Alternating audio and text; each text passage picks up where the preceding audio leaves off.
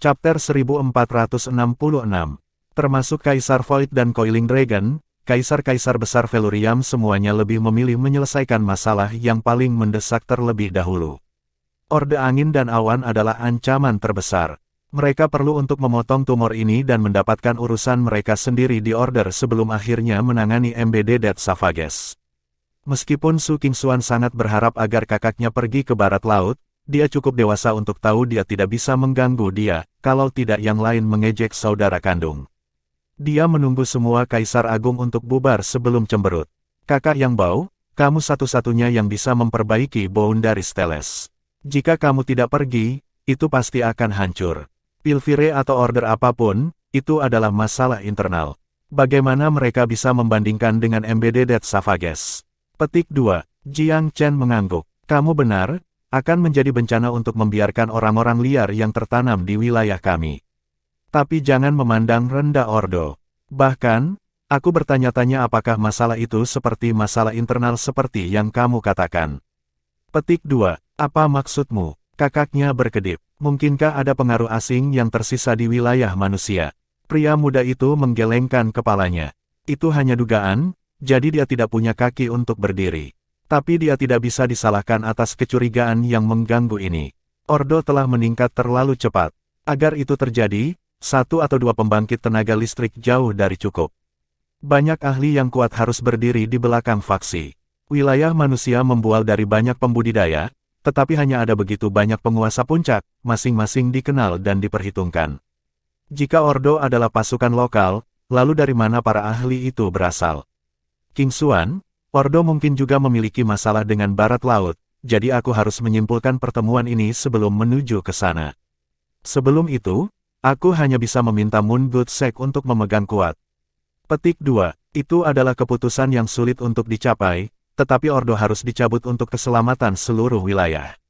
Sedikit kecewa, saudara perempuannya tetap menerima keputusannya dengan tenang. Dia tidak bisa menyalahkannya. Seseorang dari statusnya harus hati-hati mempertimbangkan setiap keputusan. Dia tidak bisa terburu-buru seperti dia. Wilayah tidak terbatas. Markas Order of Wind dan Cloud terletak di dalam Unlimited Rank yang misterius. Dalam waktu 4 tahun, kekuatan misterius ini telah menyapu hampir semua yang ada di jalurnya. Dimanapun ia menetapkan pandangan, faksi-faksi lokal menyerah. Semua daerah menengah dan bawah sekitarnya sekarang tegas dalam pengaruhnya. Itu bahkan menelan 2/3 dari wilayah atas naga langit. Di tempat tinggal tertentu di dalam Ordo, seorang kultivator mengulurkan tangannya dan mengambil mesin terbang yang dienkripsi dari udara. Membuka lipatannya, dia bergumam, "A order urit." Apakah penguasa tertinggi siap untuk membuat langkah besar lainnya? Petik 2. Nada bicara pria itu terdengar agak aneh. Pakaiannya menandai dia sebagai sosok yang ditinggikan di eselon atas sekte itu. Panggilan dari penguasa tertinggi tidak bisa diabaikan, jadi dia meninggalkan kediamannya tanpa ragu-ragu. Di luar, dia melihat banyak tokoh saling menyapa ketika mereka melompat keluar dari tempat tinggal mereka sendiri. Penulis perintah tertinggi, apa kita benar-benar akan menyerang Ninesun Sky Sect? Petik 2. Bagus, hahaha. Sekte Naga Langit bahkan bukan pemanasan yang tepat, jadi mengapa berhenti di situ? Mari kita hajar juga Ninesun. Petik 2. Ide bagus. Dengan 2 apa yang disebut sekte peringkat pertama di tangan kita, tidak ada yang bisa menghentikan kita untuk langsung mengejar Felurium.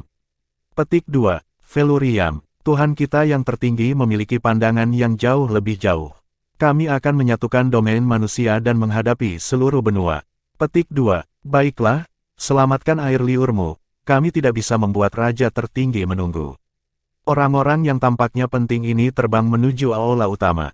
Kultivator pertama tetap diam. Meskipun ada sedikit emosi pada kata-kata teman-temannya, dia tidak membiarkan itu muncul di wajahnya dan hanya mengikuti mereka dengan serius. Tidak terlalu jauh, 2 tokoh lain yang tampaknya berhubungan baik dengannya berbagi pandangan diam-diam, lalu berangkat tanpa sepatah kata pun atau bahkan salam. Seorang lelaki duduk di singgasana agung di dalam aula utama, wajahnya yang sebenarnya buram seakan tertutup oleh cahaya misterius. Alih-alih, wajahnya seperti pusaran bintang-bintang, mengeluarkan udara yang tak masuk akal dan buram. Dia hanya duduk di sana, namun tekanan auranya yang tampaknya menekan semua makhluk hidup, menahan nafas mereka. Tentu saja, Dia adalah pemimpin ordo yang tak terduga. Di bawah kursinya, 4 kursi disusun di setiap sisi, dengan total 8. Mereka dicadangkan untuk Eighth Overlord of Wind and Cloud, yang statusnya hanya menempati urutan kedua setelah pemimpin tertinggi sekte itu. Ini adalah 8 Raja Pelindung Ordo, kultivasi mereka mencapai setidaknya Kaisar Agung Maju. Nama-nama mereka adalah sebagai berikut: Ardenwine, Genlewin, Galewin, Stormwind, Shockcloud, Hallcloud, Devorcloud, dan Scorecloud. Di bawah mereka ada 36 bintang surgawi dan 72 iblis bumi, dengan total 108 tetua. Setiap bintang surga adalah tetua formal, sedangkan bumi iblis adalah tetua percobaan. Yang disebut tetua percobaan menikmati perlakuan yang sama. Status mereka sedikit lebih rendah, tetapi siapapun dari mereka dapat dipromosikan menjadi tetua formal. Orang-orang ini membentuk inti sekte. Banyak bintang surgawi juga merupakan kaisar-kaisar besar, sementara bumi iblis setidaknya berada di ranah kaisar. Kekuatan seperti itu akan mengejutkan setiap faksi dari 8 daerah atas. Ordo mengerdilkan mereka semua ketika sampai pada sejumlah pusat kekuatan. Bahkan mantan Pilfire dan Feluriam saat ini tidak terkecuali. Tidak heran mereka begitu mudah membanjiri sekte naga langit yang angkuh. Yang terakhir adalah kekuatan yang tangguh di 8 wilayah atas, tetapi telah dikalahkan oleh tuan rumah Ordo yang luas. Eselon atas dibuat dengan tergesa-gesa, berkumpul di aula atas perintah tertulis perintah tertinggi. Suara penguasa tertinggi bergema samar-samar dari posisinya yang tinggi. Semua orang, beberapa tampaknya tidak dapat menerima kebangkitan kami yang tiba-tiba dan bermaksud untuk menentang kami. Banyak dari kamu adalah tokoh-tokoh terkemuka dari domain manusia dan mengetahuinya lebih baik daripada aku. Apa yang kamu pikirkan? Bisakah faksi memperlambat momentum kita yang tak terhindarkan? Ada sihir tertentu di suaranya. Kerumunan di bawah berteriak, tidak ada yang bisa. Ya Tuhan, kami terlalu menahan diri sejauh ini. Menurut pendapat aku, kita harus menunjukkan taring kita dan membiarkan orang-orang bodoh yang bodoh ini tahu arti keputusasaan.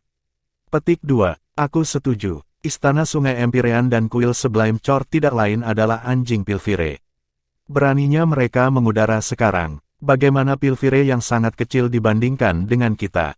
Petik 2. Ya Tuhan, kami atas perintah kamu. Kami akan secara paksa menundukkan sekte manapun yang gagal menghargai kemurahan hati kami. Ekspansi cepat Ordo tahun ini telah menarik banyak pembangkit tenaga listrik ke peringkatnya, meningkatkan kepercayaan diri dan kesombongannya dengan token yang sama. Pemimpin tertinggi menekan tangannya ke bawah, menenangkan kerumunan. Tuan-tuan, orang-orang seperti Istana Sungai Empyrean atau kuil Sublime Court mengudara, dan Ninesun Skysec menolak tawaran murah hati kami untuk menyerah, semua karena mereka pikir Feluriam akan mendukung mereka. Hari ini, aku mendapatkan berita bahwa Tuan Muda Feluriam memanggil semua faksi di atas peringkat ketiga untuk bersatu dalam aliansi di seluruh dunia. Sepertinya Feluriam menjadi gelisah. Petik 2. Kerumunan yang sebelumnya berisik langsung terdiam. Jika mereka benar-benar harus menyebutkan faksi manusia yang dapat menahan mereka, maka itu adalah Feluriam. Bukannya kota itu bisa menyamai kekuatan absolut Ordo, tetapi Feluriam memiliki Jiang Chen, seorang jenius muda yang telah menciptakan mukjizat berkali-kali. Dia adalah eksistensi yang paling sulit dipahami dan menakutkan bagi sekte mereka. Tuhan, apakah mereka menyatakan perang terhadap kita? Feluriam bisa menyatukan umat manusia setelah menghancurkan Pilfire. Tetapi anak itu masih basah di belakang telinga dan kehilangan kesempatan untuk membuat semua faksi tunduk. Hehe, bagaimana lagi kita bisa melahap faksi yang tersebar ini dan bangkit begitu cepat? Petik 2. Kamu meremehkan bocah itu. Dia hanya waspada terhadap serangan balasan kolektif. Tujuan utamanya adalah untuk memastikan setiap faksi siap sedia. Orang harus membuat garis panjang untuk menangkap ikan besar. Dia sabar, itu saja. Petik 2. Kamu benar, anak ini berencana jauh ke depan. Dia meminta Kaisar Wellspring tinggal di wilayah Pilfire untuk mengatur kota dan menggabungkan para penggarap pengembara. Dia jelas berniat menciptakan faksi hebatnya sendiri di sana dan mendominasi seluruh wilayah manusia dengan mengendalikan bagian utara dan selatan. Petik 2. Anak yang sangat licik. Kami tidak bisa membiarkannya menang. Kerumunan mulai berteriak-teriak. Chapter 1467. Pemimpin tertinggi tersenyum melihat reaksi mereka. Dia sengaja membangkitkan kemarahan dan permusuhan orang banyak terhadap musuh bersama mereka. Ketika pertama kali mendirikan sekte itu, dia khawatir Felurium akan terlalu mengintimidasi ancaman baginya untuk mengumpulkan cukup kekuatan. Tetapi segalanya berjalan lebih lancar dari yang dia perkirakan, dan dia berhasil mengikat sekelompok ahli berkat taktik curang. Setelah itu, kredo ambisius Ordo ini secara bertahap menyebar dari mulut ke mulut, menarik tuan yang sama-sama ambisius ke pintunya. Penggembala-pengembara, tokoh sekte, sisa-sisa Pilvire dan dari Eternal Celestial Capital, atau bahkan beberapa monster tua yang bersembunyi dari dunia selama bertahun-tahun, berbagai macam orang dari semua lapisan masyarakat telah bergabung dengan faksi yang meningkat. Tuan tertinggi bahkan telah memikat sebagian besar dari 8 tuan dengan janji, kesempatan untuk menerobos ke kerajaan Empyrean.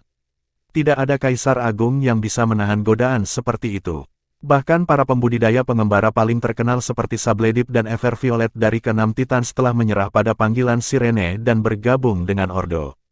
Tentu saja, kekuatan dan status mereka telah memberi mereka salah satu dari kursi 8 tuan. Salah satu dari 8 itu adalah Titan pengembara, kelas berat sekte tersembunyi, atau penguasa asal misterius. Tapi 8 bukan batasnya. Jika lebih banyak pembudidaya kaliber mereka bergabung, mereka mungkin menjadi 10 tuan, atau 12 tuan. Singkatnya, selain dari penguasa tertinggi, ini adalah keberadaan yang tak tertandingi. Jiang Chen tidak seperti yang lain, kursi ini harus mengakui. Beberapa tahun yang lalu, aku menyelinap ke lembah Gaharu dan melihatnya secara langsung. Anak ini diberkati oleh surga. Banyak di antara kamu memiliki kultivasi yang lebih tinggi, tetapi aku ingin tahu berapa banyak yang bisa mengalahkannya dalam pertarungan nyata. Mungkin, bukan satu pun. Raja tertinggi tidak dapat mencegah kekaguman dari merembes ke nada santai di penyebutan Jiang Chen, mengganggu bawahannya. Tuhanku, dia baik-baik saja, tetapi dia hanya cerdas dalam menggunakan keadaan untuk keuntungannya. Kekuatan pribadinya tidak ada artinya. Petik 2, pembicaranya adalah Kaisar Everviolet, salah satu penguasa agung. Dia sudah dekat dengan Pilzenith di masa lalu dan keduanya bersekongkol melawan pemuda itu. Akibatnya, ia secara pribadi mengalami taktik tuan muda. Benar saja, bocah itu memiliki beberapa keterampilan, tetapi itu hanyalah tipuan yang tidak lazim. Kaisar pengembara tidak merasa bahwa Jiang Chen benar-benar tak terkalahkan. Setidaknya, dia yakin dia bisa menaklukkan pemuda itu dengan mudah. Nah, dalam duel yang adil, itu akan menjadi cerita yang berbeda jika Jiang Chen memanggil golem Empyre yang menakutkan. Yang mulia, anak itu memang memiliki prestasi yang luar biasa untuk namanya, tetapi seperti kata Taois Everviolet, dia hanyalah seorang oportunis.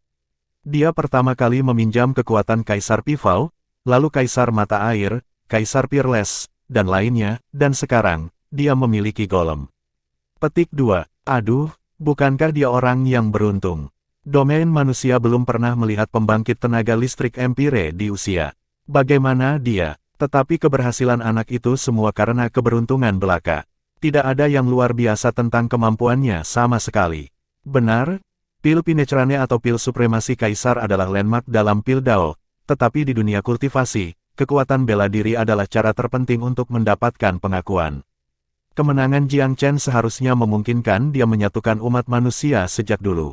Namun, karena sifatnya, banyak suara yang meragukan dan berbeda tetap ada. Beberapa sekte peringkat pertama secara khusus mengaguminya, tidak peduli kehati-hatian yang diilhami Felurium. Dengan kata lain, hanya kekuatan yang luar biasa yang akan memungkinkannya untuk secara umum diakui sebagai pemimpin umat manusia. Mengapa penguasa tertinggi Ordo menerima penerimaan luas dalam 4 tahun singkat? Mengapa banyak yang menyerah padanya?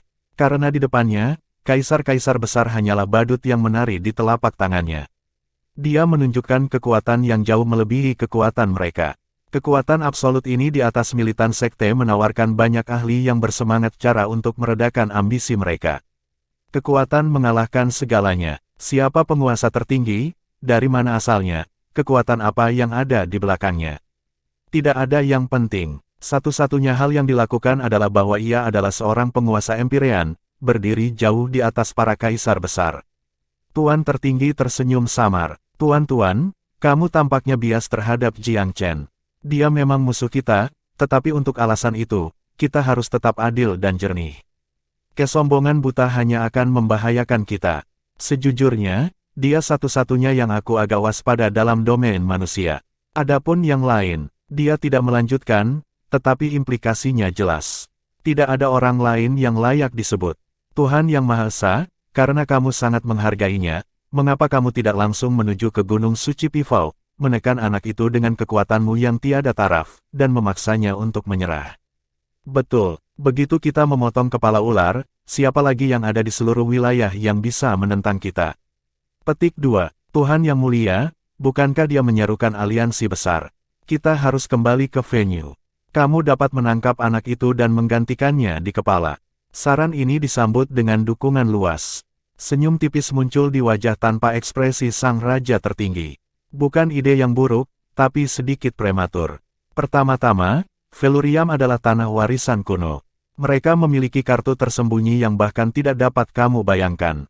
Serangan kurang ajar bisa memicu serangan yang bahkan bisa membuatku bingung. Petik 2. Oh, warisan kuno. Kerumunan itu bingung. Memang, Feluriam lahir di zaman perang pemeteraian iblis kuno. Pendiri pagoda adalah salah satu pemimpin kuno umat manusia. Katakan padaku, apakah itu musuh yang cukup layak bagimu? Kata-katanya langsung membungkam anggota yang paling keras dan paling bersemangat. Tidak heran Feluriam selalu berhasil. Asal-usulnya sedalam ini tak terukur. Apa yang harus kita lakukan? Memang, selain kekerasan, opsi lain apa yang kita miliki? Petik 2. Tuan tertinggi tersenyum samar. Feluriam hanya memiliki kemuliaan kuno untuk namanya. Itu berada di lereng panjang sebelum kemunculan Jiang Chen. Bahkan pemerintahan Kaisar Pifau hanyalah titik sementara. Petik 2. Pendapat itu membuat kerumunan orang banyak. Bahkan anggota Ordo yang tidak tersinggung pun tidak bisa tidak mengakui Kaisar Pifau sebagai salah satu pemimpin era ini. Karakternya diakui oleh semua orang. Paling tidak, dia tidak pernah menggunakan kekuatan Feluriam untuk membuat tirani orang lain. Di depan itu, dia menunjukkan moral 100 kali lebih besar dari Pilzenit. Kamu terlihat tidak yakin. Kamu mungkin bertanya-tanya, mengapa aku mengabaikan seseorang yang sangat kamu hargai? Aku sebenarnya tidak membencinya, tetapi pemerintahannya terlalu konservatif. Atau mungkin hegemoni tidak pernah menjadi tujuannya. Idealistis, diberikan rasa simpati yang berlebihan, bahkan mungkin memiliki kompleks penyelamat. Tapi dia lupa sesuatu yang kritis. Tanpa kekuatan, apa yang bisa dicapai oleh pahlawan? Di bawah pemerintahannya, Feluriam bahkan tidak menempati peringkat pertama di antara faksi-faksi umat manusia. Bagaimana dia bisa mewujudkan impian besarnya? Bahkan orang bodoh seperti Pilzenit membuatnya menderita berkali-kali. Petik 2. Kerumunan terdiam. Mereka tidak bisa membantah argumennya. Tapi Kaisar Pifau adalah salah satu orang terkuat pada masanya. Dia hanya kekurangan ambisi untuk menguasai dunia. Petik 2. Terkuat. Tuan tertinggi tertawa. Jangan terlalu berpandangan pendek. Penurunan umat manusia tidak setajam yang kamu pikirkan. Ada Empyrean Master dalam domain manusia, dan tidak hanya satu atau dua. Kamu dapat mengambil kata aku untuk itu. Orang-orang tua ini hanya menjadi begitu egois sehingga mereka menolak untuk bergerak. Takut mati akan mempersingkat masa hidup mereka. Bagaimanapun, energi dalam domain manusia masih sangat kurang untuk menopang pembangkit tenaga listrik Empyrean. Petik 2. Semua orang pucat. Empyrean Master. Lebih dari satu. Ini adalah berita yang mengejutkan, tidak, sangat penting yang membatalkan semua yang mereka ketahui tentang hierarki umat manusia. Ya Tuhan, apakah itu benar? Sabledip tiba-tiba tampak termenung, matanya bersinar cerah. Mata Valet Everviolet juga berbinar, wajahnya tak bisa dipahami. Chapter 1468. Wahyu penguasa tertinggi memang menjungkirbalikkan keyakinan orang banyak. Mereka pernah berpikir kaisar besar seperti Pilzenit atau Pifau sebagai puncak umat manusia. Mereka tidak pernah mendengar hal yang lebih kuat. Hanya setelah kemunculan penguasa tertinggi dan golem Jiang Chen, umat manusia perlahan-lahan menjadi terbiasa dengan gagasan penguasa Empyrean. Tapi paling-paling, golem peringkat di suatu tempat antara setengah langkah Empyrean dan dunia Empyrean kecil. Dibandingkan dengan zaman purba, mereka mendapatkan kembali kurang dari 1/5 dari kekuatan. Pemulihan total tampaknya mustahil karena sumber daya domain manusia saat ini. Konsumsi yang akan membutuhkan jauh melebihi apa yang tersedia. Tuan tertinggi tersenyum dengan tenang. Aku jamin Empyrean Master ada. Perang kuno telah membawa begitu banyak kehancuran sehingga umat manusia menganggapnya sebagai masa lalu. Tapi itu kesalahan. Kesalahan. Sabledip berseru pelan. Aku pernah mendengar bahwa Kaisar Pivol memahami Dao Surgawi beberapa kali, tetapi dia selalu memilih untuk tidak menerobos ke kerajaan Empirean. Beberapa mengatakan kekurangan sumber daya akan menyebabkan dia gagal, atau mungkin dia terpaksa harus pergi sesudahnya dan dia memiliki terlalu banyak tujuan yang belum tercapai. Tuan tertinggi mengerutkan kening. Itu adalah yang pertama kali dia dengar. Apakah ada masalah dengan otaknya?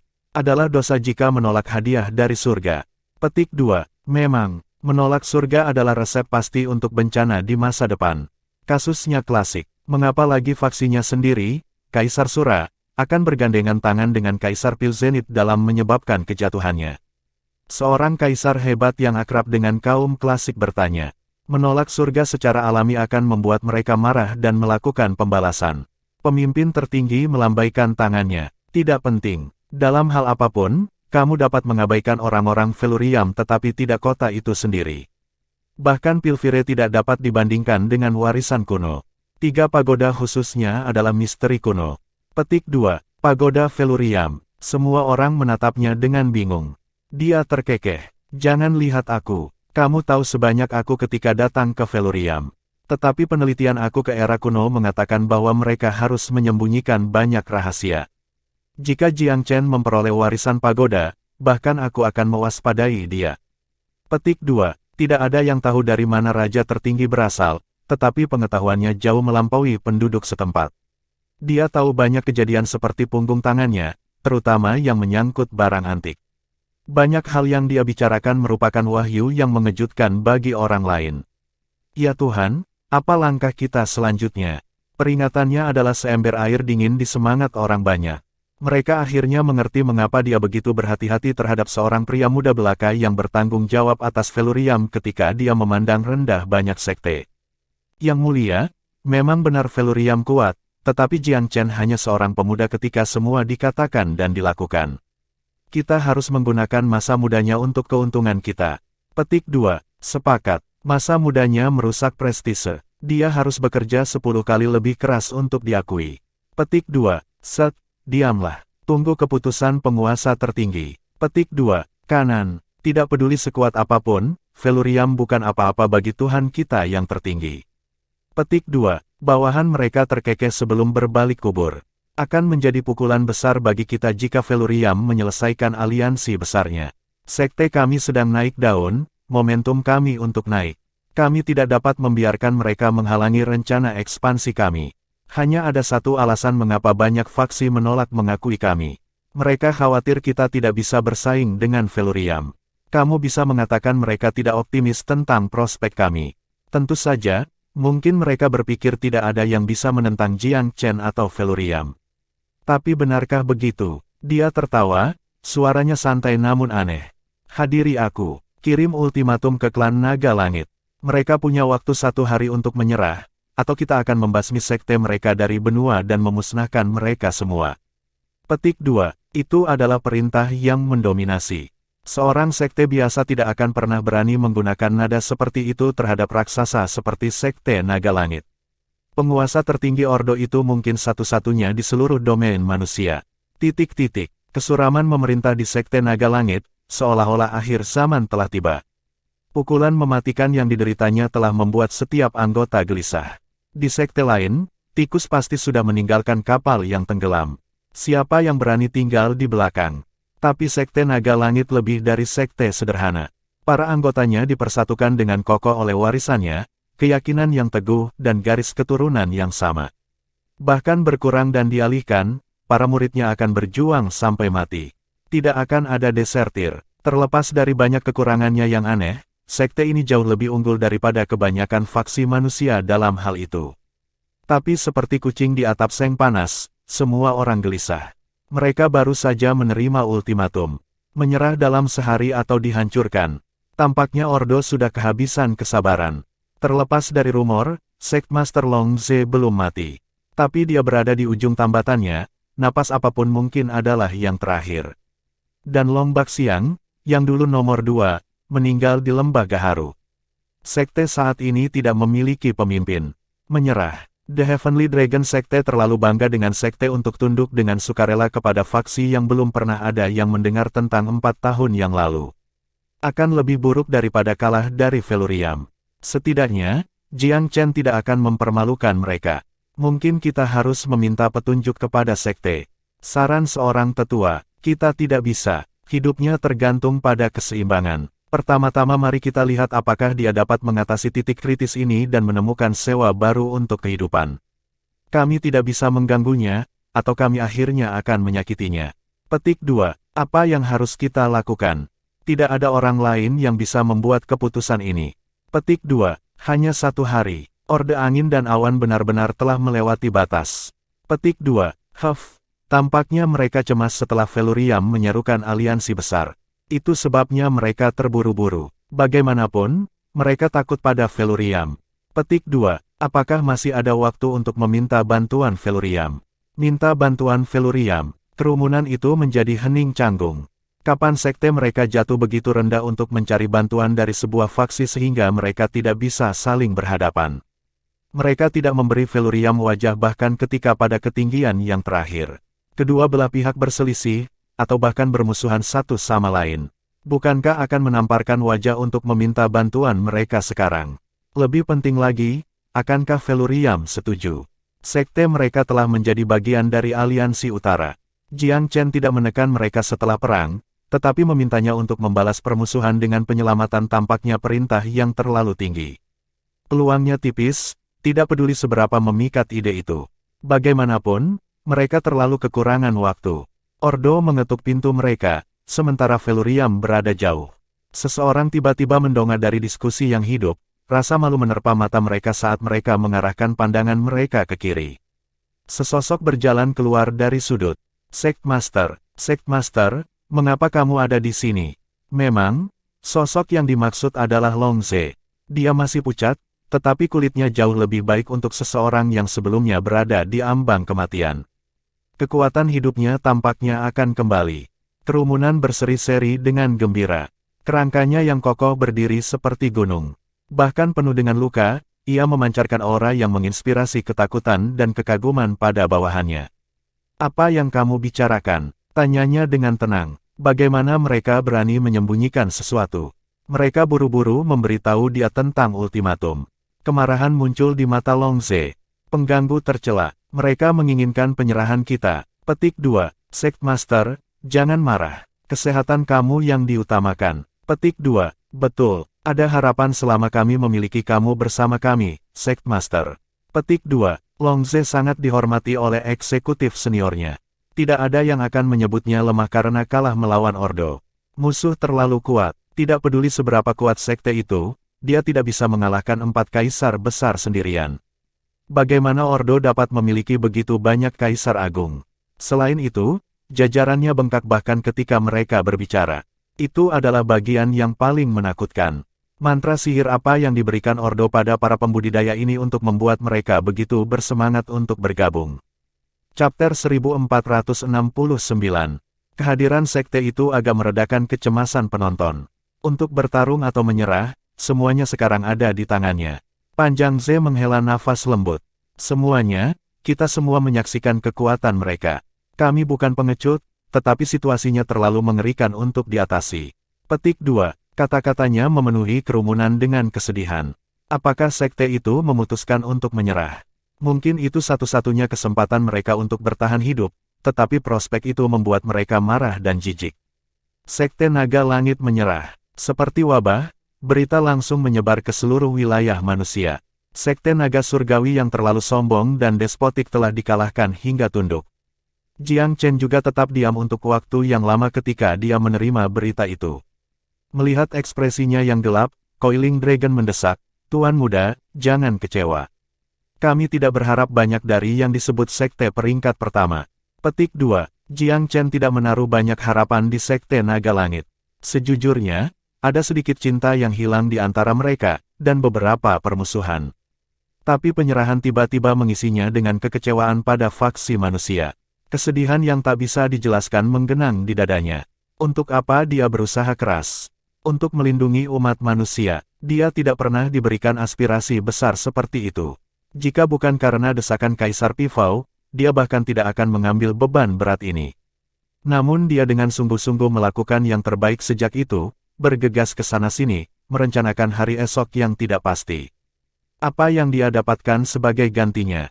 Invasi dari Aliansi Utara, kekecewaan demi kekecewaan. Sekte Naga Langit telah menjadi bagian dari Aliansi Utara, namun alih-alih mengeluarkan kemarahannya pada mereka sesudahnya, dia membiarkan mereka pergi dengan selamat dan sehat, berharap suatu hari mereka akan bertobat.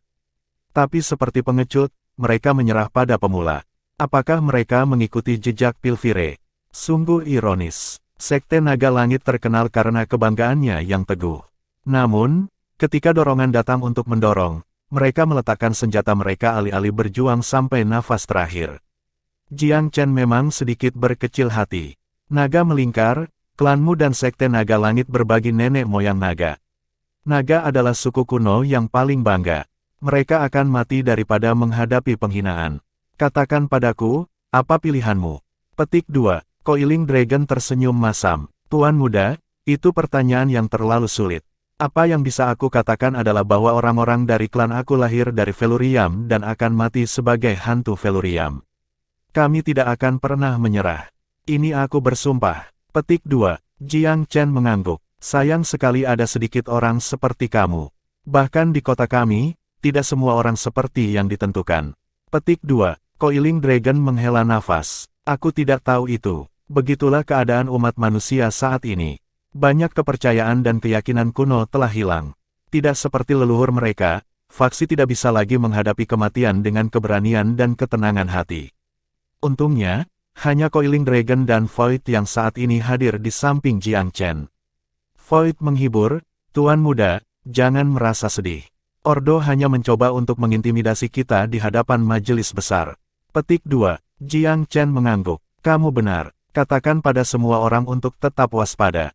Diperingatkan lebih dulu. Petik 2. Memang, Ordo tidak akan mengambil formasi aliansi berbaring. Majelis mungkin konfrontasi langsung pertama di antara kita. Antisipasi melintas di mata Coiling Dragon. Setelah menerima panggilan Velurium, setiap faksi dibuat dengan tergesa-gesa, bergegas untuk bergabung dengan pertemuan itu. Berita terus mengalir ke Velurium selama beberapa hari ke depan. Itu adalah suasana yang sangat luar biasa di dalam kota. Tuan muda Jiang Chen, peringkat kedua Water Mirror Sect disergap dan dimusnahkan dalam perjalanan ke sini. Tuan muda, peringkat kedua Butterfly Sekte wilayah ibu kota kawasan Celestial juga telah diserang oleh musuh yang tidak dikenal. Hanya seorang kultivator tunggal yang berhasil melarikan diri hidup-hidup. Petik 2. Tuan muda, 7 faksi dihadang selama beberapa hari. Hampir tidak ada yang selamat dari serangan itu. Rentetan berita buruk membuat takut banyak calon peserta. Cukup beberapa sekte peringkat kedua atau ketiga terdengar mundur di tengah jalan. Beberapa sekte bahkan menerima kata-kata setelah hampir tidak melangkah keluar pintu. Mereka kemudian memikirkan tindakan mereka lebih baik dan kembali ke rumah. Orde Angin dan Awan mulai membalas dendam. Ingin menyatukan dunia, kami tidak akan membiarkan kamu. Itu adalah pukulan rendah untuk memastikan, tetapi hasilnya berbicara sendiri. Dari beberapa ratus sekte di atas peringkat ketiga, lebih dari setengah mengibarkan bendera putih. Faksi-faksi ini sejak awal ragu-ragu. Mereka hanya menjawab panggilan Velurium untuk menjilat dan menghindari kemarahan kota. Tetapi sekarang, para pengasuh pagar ini bisa merasakan kematian di leher mereka dan secara alami memutuskan untuk mundur. Mereka tidak cukup berbakti untuk menyerahkan hidup mereka demi Velurium. Orang bisa membayangkan kesuraman Jiang Chen. Tidak ada yang bisa dia lakukan, selain menunggu dan melihat. Seluruh kota diliputi kemarahan. Ordo itu terlalu tercela, tapi Velurium tidak punya jawaban untuk metode mereka yang hina. Ordo memiliki tenaga kerja yang sangat besar dan tidak terhitung jumlahnya. Dengan cara apapun, mereka tidak akan berhenti sampai mereka mencapai tujuan mereka. Kekejaman pembantaian dan penghancuran yang tidak wajar telah melampaui mantan kota Pilvire. Dalam beberapa hari yang singkat, Ordo telah membuat contoh yang kejam dan kejam dari selusin sekte. Strategi mereka menghasilkan hasil yang jelas.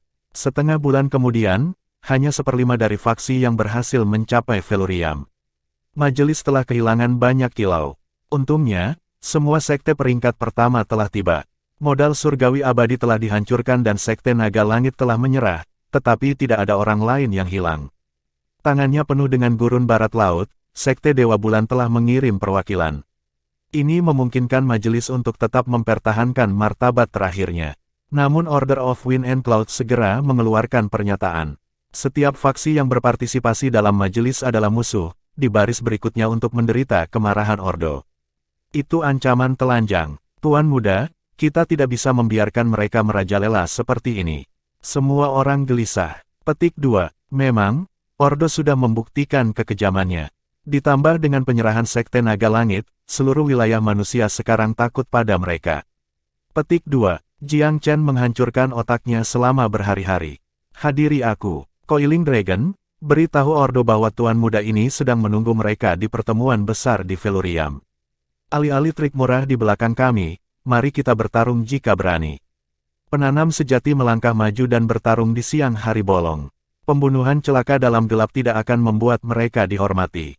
Petik 2. Argumen yang masuk akal akan terbuang sia-sia di Ordo. Itu sudah menunjukkan kedalaman sifatnya yang tidak bermoral dan keterlaluan. Karenanya, dia hanya bisa menggunakan pendekatan yang bahkan lebih keterlaluan. Pertikaian langsung bukan solusi yang ideal, tetapi itu bukan pilihan yang buruk dalam situasi saat ini. Serangan terhadap Ordo akan penuh dengan bahaya, tetapi di wilayahnya sendiri, dia bisa menggunakan keuntungan dari medan untuk memberi mereka pelajaran. Namun, apakah Ordo akan begitu akomodatif? Tidak ada yang kurang pasti. Skenario kasus terburuk adalah mereka mengabaikan tantangannya dan mengintimidasi lebih banyak faksi agar menyerah. Jika demikian, mereka akan lebih sulit untuk dihadapi. Jika mereka menyetujui duel yang terhormat, dia akan menyambut mereka dengan tangan terbuka. Tapi seperti yang diharapkan, rencananya gagal. Ordo menjawab bahwa perkelahian melawan Feluriam berada di bawah martabatnya. Feluriam harus lebih bijaksana dan menyerah lebih cepat daripada nanti. Kalau tidak, Ordo selanjutnya akan mengarahkan perhatian pada kota itu sendiri. Feluriam tidak akan seberuntung Sekte Naga Langit. Setelah dimobilisasi, Ordo akan membantai siapapun yang berani menolak. Seluruh kota dibara dengan kemarahan pada kesombongan seperti itu. Tetapi tidak peduli seberapa besar mereka membenci pemula, hanya sedikit yang bisa mereka lakukan. Kekuatan bukanlah hal yang paling menakutkan di sini. Tidak, yang menjadikan Ordo tipe lawan yang paling menyusahkan adalah bahwa, terlepas dari kekuatannya yang terang-terangan, ia tidak pernah berpikir dua kali untuk menggunakan metode yang tidak tahu malu dan curang. Dibandingkan dengan Ordo, trik kecil Pilzenit seperti bayi berusia 12 bulan yang hampir tidak belajar berjalan.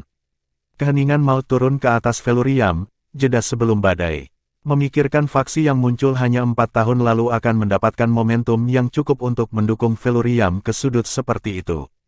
Chapter 1470. Semakin banyak faksi yang tiba di Feluriam, memenuhi jalan-jalannya dengan hiruk-pikuk yang tidak biasa. Namun, suara itu tidak mengaburkan atmosfer yang tidak biasa. Semua orang awalnya datang dengan keyakinan penuh pada Feluriam untuk berpartisipasi dalam majelis. Tetapi sejak itu, Ordo Angin dan Awan telah membuat kesan yang cukup, mengambil inisiatif atas biaya Feluriam. Beberapa anggota yang masih hidup dari sekte yang hancur diam-diam menyalahkan Feluriam atas kehancuran sekte mereka. Mereka yang dengan takut-takut kembali ke benteng mereka juga merengek bahwa Feluriam tidak memastikan keselamatan mereka, membuat mereka rentan terhadap Ordo. Bajingan, mereka mengalihkan semua kesalahan pada kita. Sialan mereka, Coiling Dragon bersumpah pada perkembangan terakhir. Feluriam telah menyerukan aliansi untuk kebaikan yang lebih besar, untuk meringankan situasi umat manusia dan menghentikan Orde Angin dan Awan sebelum terlambat. Tetapi niat baik dan upaya kota telah terbalas dengan kritik dan dendam. Kaisar Agung tidak bisa menerima ketidakadilan yang sedemikian besar. Tuan Muda, bukankah kita terlalu akomodatif? Coiling Dragon mendengus. Jiang Chen juga marah, tapi dia dengan cepat tenang. Apakah dia merasa bersalah? Tentu saja, tetapi karena dia ingin menjadi pemimpin umat manusia, dia harus memikul beban posisi ini. Judul itu tidak semua tepuk tangan dan kemuliaan. Itu datang dengan bagian tanggung jawabnya juga. Sekarang bukan waktunya untuk kehilangan ketenangannya. Dia akan bermain tepat ke tangan musuh-musuhnya. Jadi dia hanya memilih untuk menutup telinga terhadap pengakuan dan celaan dunia. Coiling Dragon, tetap tenang. Apakah kamu ingin Ordo membuat kamu kesal? Mungkin persis seperti apa tujuan mereka. Petik 2. Coiling Dragon menarik napas panjang dan mengangguk. Kamu benar, aku terlalu hot-head. Mereka benar-benar menjijikkan, lebih dari Pilvire sebelumnya. Kami bertemu lawan yang menakutkan kali ini. Petik 2. Jiang Chen mendengus tanpa komitmen, lalu memerintahkan, sekte terakhir akan segera tiba. Kalian semua bersiap-siap, upacara harus berjalan tanpa hambatan. Petik 2. Keselamatan manusia dan kelangsungan hidup sangat tergantung pada pertemuan tersebut. Tidak peduli betapa frustrasinya dia berkomitmen untuk kesuksesan aliansi. Upacara secara resmi dimulai 3 hari kemudian di alun-alun besar di gerbang kota. Sekte-sekte dan faksi-faksi besar telah datang dari setiap sudut wilayah manusia. Ordo telah merusak perayaan dan mengurangi besarnya pertemuan, tetapi orang akan sulit untuk mengetahui keaktifan adegan itu. Feluriam sendiri memiliki banyak faksi di bawah Panji-Panji. Faksi tetangga yang hebat juga datang. Sebagai contoh, Sekte Skysword dan Pengadilan Surgawi Surga telah membeli sekutu mereka sendiri, serta banyak sekte dari daerah sekitar menengah dan bawah membengkak barisan pertemuan. Jiang Chen tiba di tempat kejadian, dikawal oleh kaisar-kaisar besar Feluriam. Kehadirannya menyebabkan keributan. Itu adalah kesempatan langka untuk melihatnya secara langsung. Banyak murid sekte peringkat ketiga khususnya berada di samping mereka sendiri dengan kegembiraan. Mereka melambaikan tangan mereka dan berteriak, "Tuan Muda Jiang Chen, Tuan Muda Jiang Chen." Senyum di bibirnya, Tuan Muda itu membalas ombak mereka dengan ekspresi ketulusan. Sikapnya yang ramah dengan massa membuatnya mendapat tepuk tangan meriah. Di belakangnya, para kaisar agung menghela nafas dengan emosi. Tuan Muda benar-benar memiliki pesona yang unik. Kemanapun dia pergi, dia menjadi bintang pertunjukan, objek pujian dan pujian. Terlepas dari usia mereka, orang-orang tua ini tidak pernah menikmati perlakuan seperti itu. Bahkan Kaisar Pifao belum begitu populer di masa mudanya. Sejuk, tenang, dan tenang, Jiang Chen mengambil seluruh adegan, sedikit kekuatan yang keluar dari mata Tuhannya. Seperti mata pisau yang tak terlihat, tatapan tajamnya membawa aura aneh dan menginspirasi yang mengguncang kaisar besar yang bahkan kuat. Hadirin sekalian, kamu sudah berani menghadapi bahaya yang tidak terhitung untuk datang ke sini. Aku salut kepada kamu, dia memulai. Banyak hal telah terjadi dalam beberapa tahun terakhir. Tata letak dunia kita selalu berubah. Tetapi ada kebenaran keras bahwa beberapa dari kamu mungkin enggan menghadapinya. Ketenangan hidup kita telah hancur.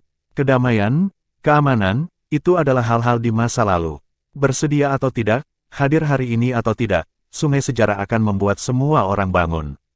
Tidak ada yang bisa menolaknya. Petik 2. Dia segera membunyikan bel alarm tanpa pembukaan, membekukan atmosfer. Banyak anak muda yang memahaminya hanya sebagian, atau mungkin tidak sama sekali. Tetapi beberapa pembudidaya tua membaca yang tersirat, samar-samar memahami implikasi Tuan Muda. Terus terang, umat manusia telah memasuki era yang bermasalah. Itu bukan alarmisme. Pertama, Pilfire telah dihancurkan. Selanjutnya, Raja Iblis Surgawi telah melarikan diri dari penjara di lembah Agarwood, prasasti batas telah hancur, pembangkit tenaga listrik Kaisar Celestial Selatan telah muncul, dan sekarang, yang disebut Ordo Angin dan Awan telah muncul dalam domain manusia. Satu hal terjadi setelah yang lain, merupakan awal dari kekacauan. Tapi aku tidak kehilangan harapan. Aku hanya memiliki satu tujuan dalam pikiran untuk mengadakan pertemuan ini. Mari kita membahas Ordo Angin dan Awan. Tidak ada yang harus ikut campur dalam munculnya faksi. Hanya saja, lintasan Ordo ini berbeda dari yang lain. Mereka telah menyerang Sekte Naga Langit dan menelan wilayah sekitarnya. Tindakan mereka telah melanggar beberapa aturan yang tidak diucapkan. Aku berani mengatakan mereka bahkan mengancam tatanan masyarakat kita. Petik 2. Sebagian besar dari kalian pasti sudah mendengarnya sekarang. Ordo menyergap banyak sekte dalam perjalanan mereka ke majelis kami, membantai mereka sampai akhir, tindakan telah melintasi garis bawah umat manusia. Bahkan Pilfire tadi tidak pernah menunjukkan kesombongan seperti itu. Keberadaan Ordo adalah tumor. Cepat atau lambat, kamu akan menyadari itu ancaman bagi seluruh domain kami. Beberapa dari kamu mungkin tergoda untuk mengubur kepala kamu di pasir hari ini dan berpura-pura tidak ada urusan kamu. Tapi pikirkan ambisi mereka. Apakah kamu masih aman besok? Bagaimana dengan masa depan yang tidak terbatas? Petik 2. Kata-kata Jiang Chen bertabur magnet, mengobarkan kerumunan dengan setiap suku kata yang lewat. Bahkan, banyak faksi telah bergabung dengan majelis untuk meredakan kegelisahan mereka, berharap menemukan keamanan dalam jumlah.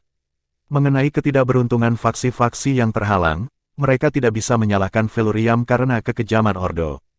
Lagi pula, Tuan muda itu tidak meminta aliansi karena keinginan egois. Dia bertindak untuk kebaikan umat manusia yang lebih besar. Tuan muda Jiang Chen, pria dan dewa membenci kebobrokan Order of Wind dan Cloud. Tolong, bentuk aliansi dan pimpin kami untuk memusnahkan mereka. Kita harus memotong tumor ini. Petik 2. Sepakat. Tuan muda, Felurium adalah satu-satunya yang bisa menyatukan kita semua. Petik 2. Tuan muda, kami siap melayani kamu. Itu benar, badut jingkrak ini akan segera menjadi abu. Berapa banyak yang telah makmur setelah menentang Tuan muda? Petik 2. Reputasi Jiang Chen bergema jauh dan keras. Dia masih kekurangan senioritas, tetapi itu tidak melemahkan penghormatan orang banyak. Teriakan dan seruan terdengar dari setiap sudut. Tuan muda menekan tangannya ke bawah. Saudara-saudara, kita tidak bisa mentolerir pembantaian tidak masuk akal mereka lagi. Waktu yang mengerikan seperti itu membutuhkan solidaritas antara pembudidaya manusia. Petik 2. Tuan muda, dari mana datangnya ordo ini? Aku mendengar bahwa banyak master telah bergabung dengan jajarannya dalam beberapa tahun terakhir. Petik 2. Orde bercita-cita untuk mendominasi seluruh domain manusia. Tidak ada habisnya selera mereka. Jika sekte kami tidak bersatu, mereka akan menelan kita satu persatu. Petik 2. Setiap sekte memiliki rumor sendiri untuk dibagikan tentang ordo. Dalam waktu kurang dari 4 tahun, itu sudah meninggalkan bekas di domain manusia. Jiang Chen dalam hati hikmat. Selama pengasingannya, tampaknya ordo telah berusaha keras untuk memperluas. Itu sekarang menyaingi Felurium dalam pengaruh. Bahkan, ketakutan dan kekaguman yang diilhami itu bahkan lebih besar. Lagi pula, Felurium selalu bersikap rendah hati, berhati-hati untuk menjaga citra baiknya. Tingkah lakunya terpisah dari ordo. Peluit panjang yang tiba-tiba menyela pembicaraan orang banyak yang ramai. Perakitan tanah. Bagaimana kamu bisa menyebutnya begitu jika Order of Wind and Cloud kami tidak diundang? Suara itu bergemuruh di udara. Dalam sekejap itu, lebih dari selusin sosok mendarat di depan mereka. Pakaian mereka menandai mereka sebagai tokoh penting dari Ordo Angin dan Awan. Secara mengesankan, partai itu termasuk 4 raja pelindung. Sisanya adalah tetua bintang langit.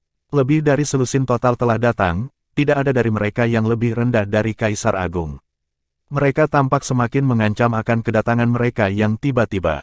Pemimpin mereka memakai rambut ungu. Bahkan matanya ungu. Dia adalah salah satu dari 6 raksasa pengembara, Kaisar Everviolet.